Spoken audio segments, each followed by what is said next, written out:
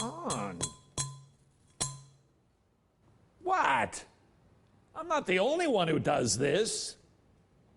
It's time for Wretched. Wretched! Come on, hip. Relevant. Welcome back to Wretched. Thank you, rascally tornado. Heaven or hell for you, Mr. Bear? Would you consider yourself to be a good mind? Oh, I feel terrific. Hello, and welcome to Wretched. My name is Todd Friel. I am your host. The wretch the song refers to. If you are old and married, like Adrian, you still need to watch this. Why? Well, the content might not apply to you exactly, so maybe you're not as interested in this little diatribe on dating. However, might I encourage you, old married person, to watch this for a different reason? There's a relatively new art form out there called spoken word. It's kind of poetry and rap without the music. Was that pretty close, David? That's it. Pretty good. Poetry, rap style without the music and without the sagging pants. And I think that should be considered a blessing right out of the chute, shouldn't it? So watch this and ask yourself the question, is this an art form that glorifies God? There was a book, I want to say it was by Philip Reich, and it was a Presbyterian regardless. It was called Art for God's Sake. Not a title that I'm sure I'm nuts about. I'm not sure a double entendre should include something that brings up a blasphemy. At any rate, he wrote a book describing how art should be used for the glory of God. And so there's rules and there are principles to art forms. What is the content? What is the style? Does it represent God's characteristics and his nature in any way? How can we use different art forms to, if you will, redeem it and use it to glorify God? You watch this and you decide, is this something that is a redeeming form of art?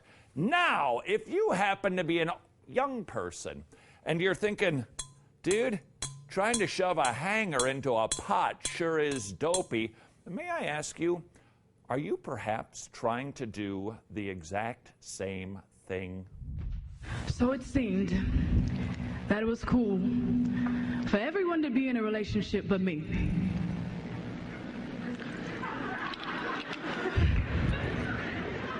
So I took matters into my own hands and ended up with him.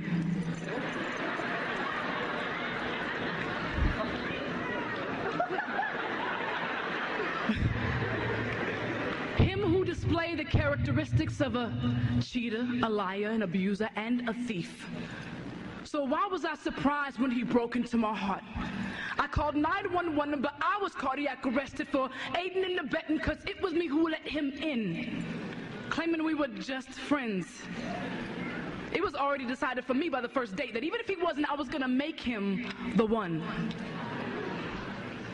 You know, I was tired of being alone, and I simply made up in my mind that it was about that time, so I decided to drag him along for the ride, because I was always the bridesmaid and never the bride.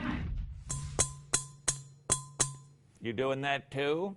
You are a born-again Christian, you're single, you're young, and you're thinking, hey, everybody else they're dating, everybody else is getting married. I'm not. What should I do? Hey, look at that guy. He'll do. He had a form of godliness, but not much. But hey, I can change him, so I'll take him. I mean, he's close enough. Ready to sell my aorta for a quarter, not knowing the value of its use to me. Arteries so clogged with my will, it blocked his will from flowing through me. So I thank Christ that his blood pressure gave this heart an attack that flatlined my obscured vision, put me flat on my back. Through my ignorance, he saw. So through my sternum, he sawed and cracked open my chest to transplant Psalms 51:10. A new heart and a renewed right spirit within. So now I fully understand, better yet, I thoroughly comprehend how much I need to wait for you. Young person, is it possible that you are going about the business of taking matters into your own hand? Now, I'm not saying that you have to go through some sort of courting system. I like the idea. But I'm not saying that you have to wait for somebody to find a spouse for you. But are you perhaps forcing the issue in loneliness, perhaps in desperation, perhaps because of peer pressure, you found somebody that, well, you know, he went to church once, and it wasn't even Christmas or Easter. That'll do. Might I suggest to you, no, that won't do. The bad thing is that I knew he was in you from the beginning.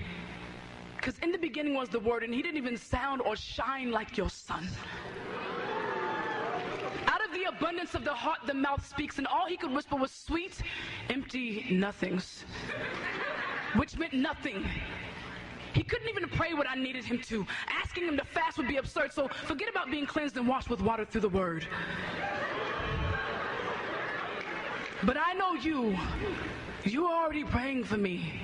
Even never having met me, let me assure you, I will wait for you. I will no longer date, socialize, or communicate with carbon copies of you to appease my boredom or to quench my thirsty desire for attention and short-lived compliments from sorta kindas. You know he's sorta kinda right, but sorta kinda wrong. His first name Luke, his last name Warm. I won't settle for false companionship. I won't lay in the embrace of his arms, attempting to find some closeness, but never feeling so far apart, because I just want to be held. Because all I gotta do is say no. No more almost sessions of almost coming close, passing winks and buying drinks, and I'm a flirt who flirts with the ideology of, can you just tell me how much I can get away with and still be saved?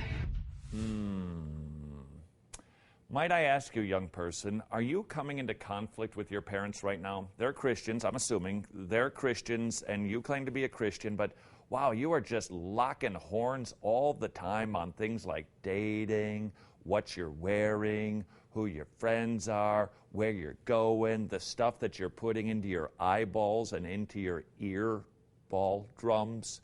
Are you constantly locking and just banging heads with your parents? Maybe it is because you're like that. You're just actually on a different page. Or maybe it is like two divergent paths.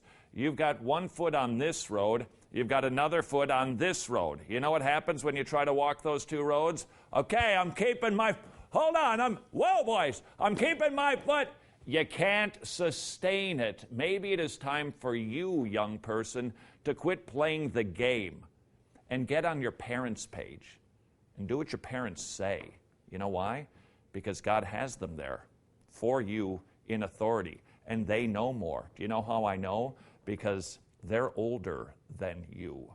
Do yourself a big favor. Life will go better when you obey your parents. How do I know? The Bible tells me so. It is the commandment with the promise, honor your father and mother, that it might go well with you, that you might live long on the earth. If you're not obeying them, things are not and will not go well with you. How do you make them go better? We will tackle that next on Wretched. Well, old married person, what do you think about this art form? Thumbs up, thumbs down? I think it's pretty groovy. Welcome back to Wretched. It's called spoken word. You take poetry and then you set it to a beat. Is that what? It's rhythmic. It's funkadelic is what it is. Do you like it? I do. I think this young lady, in addressing, in this case, young ladies, but don't forget the genders go both ways. She's speaking to you too, young man, waiting for a truly godly person. If you are simply desperate or pushing the issue and forcing somebody to kind of fit the Christian paradigm, you're making a very big mistake. Did you hear the line that she spoke? I thought it was fantastic. A godly person is praying for you right now. Did you know that? That while you have been going about your business, that a godly person of the opposite sex has been praying for you, and so too has his or her parents. How do I know? Well, I happen to know somebody who's praying for the spouses of his children. We want our children to learn from our errors. We want to fast forward you through life. We don't want you to have to learn it over 20, 30, 40 years. We want you to learn from our experience now. And do you know what it is when you receive that experience? That's called wisdom. So you might not be all that smart like the other kids, and your SATs might be kind of in the tank, but that doesn't mean you cannot be wise. Learn from your parents. Listen to godly people. And slow down and don't force the dating issue. Instead, wait for somebody who is truly godly. No more. I'll stay in my bed alone and write poems about how I will wait for you. He won't even come close. Our fingers won't even interlock. We won't even exchange breath, because I have thoughts that I've saved as and a file that God has only equipped you to open. I will no longer get weighted down from so-called friends and family talks about the concern for my biological clock when I serve the author of time.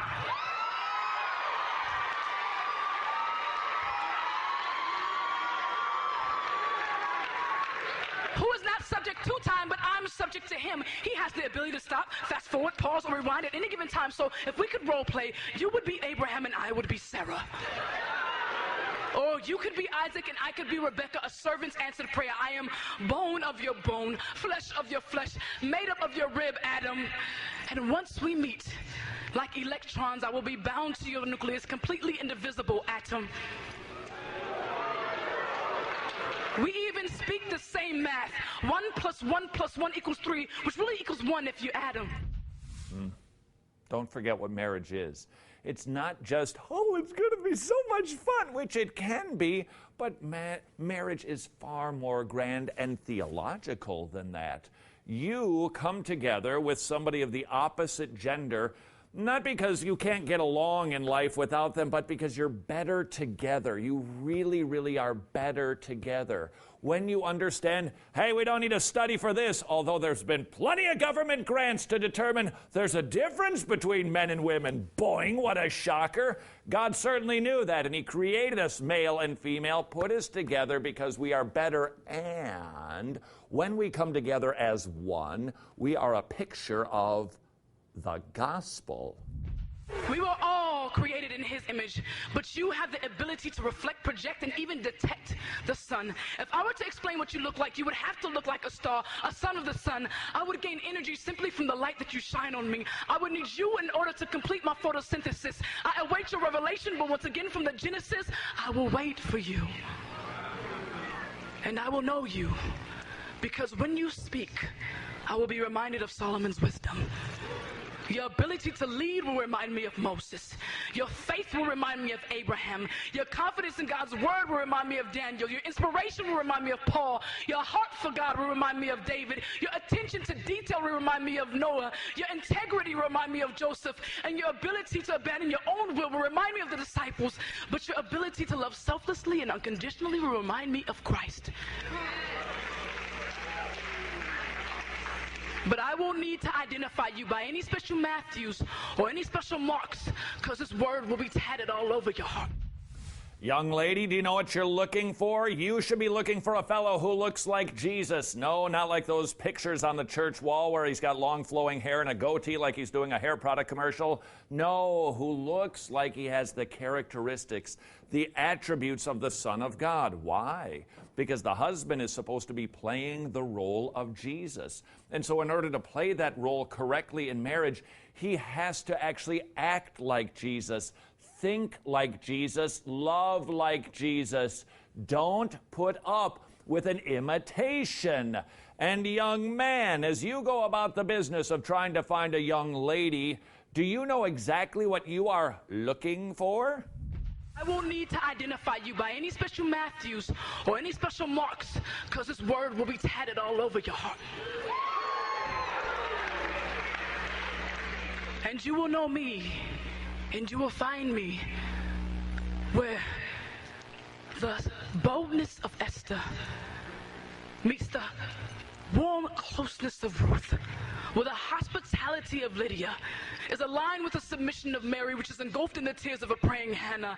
I will be the one, drenched in Proverbs 31, waiting for you. But to my Father who has known me before I was birthed into this earth, only if you should see fit, I desire your will above mine, so even if you call me to a life of singleness, my heart is content with you, the one who has sinned. You are the greatest love story ever told, the greatest love ever known. You are forever my judge, and I'm forever your witness. And I pray that I'm always found on a mission about my Father's business. I will always be yours, and I will always wait for you, Lord, more than the watchmen wait for the morning. More than the watchmen wait for the morning, I will wait. Excellent. Young lady, young man, wait until the right godly person comes along. And while you wait, and perhaps long, content yourself in the individual who loves you more than even your future spouse, and that is Jesus Christ. And while you wait, please remember, you're about the business of doing something higher and grander.